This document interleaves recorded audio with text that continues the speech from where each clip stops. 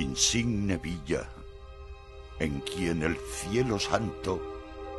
derramó a manos llenas sus bondades,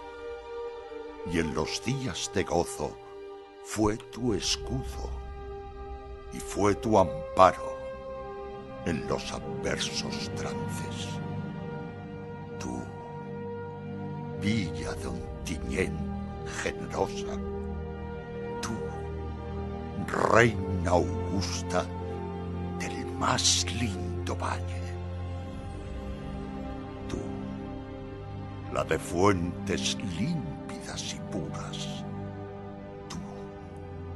la de fecundísimos raudales, tú, que te ves de flores coronada, de espigas y racimos en la margen del risueño clariano, cuyas ondas besan tu pie al rendir de vasallaje.